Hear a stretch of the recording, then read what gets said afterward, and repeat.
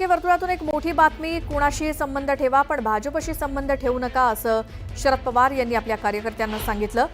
संधी साधूपणाचं राजकारण करू नका, सगळे बरोबर घेता येतील पण सत्तेसाठी भाजप बरोबर जाणाऱ्यांची साथ नको असं शरद पवार म्हणाले। त्यांच्या या विधानानं दोन्ही राष्ट्रवादी एकत्र येण्याची शक्यता धूसर झाली आहे।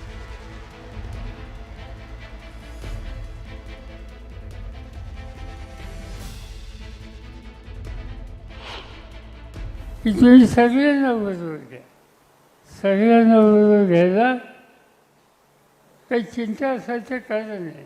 पण सगळे म्हणजे कोण?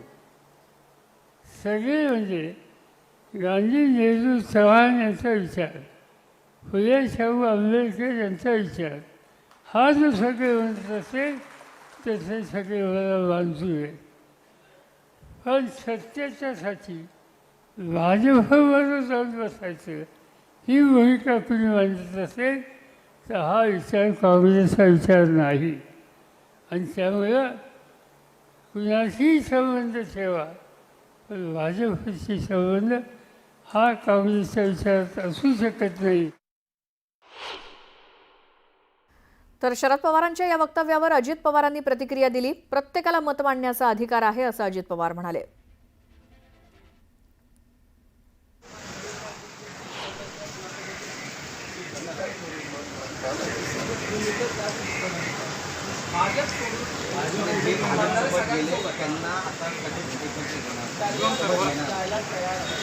ते वंदन म्हटले कुणासोबत जा, भाजपसोबत नाही।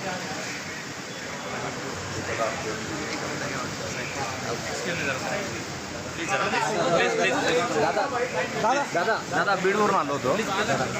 दादा बीडवरून आलो आम्ही।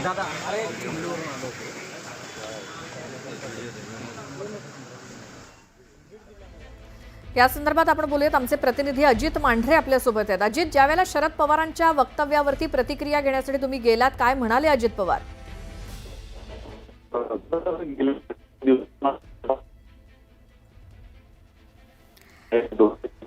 पुन्हा एकत्र होईल अशा चर्चेवरती शरद पवारांनी आज जे वक्तव्य केलेलं आहे, या वक्तव्यावर जेव्हा पवार यांना विचारलं तेव्हा सुरुवातीला ते हसले। मी काय बोलायचं? अजित, नीट आवाज येत नाहीये तुमचा, धन्यवाद।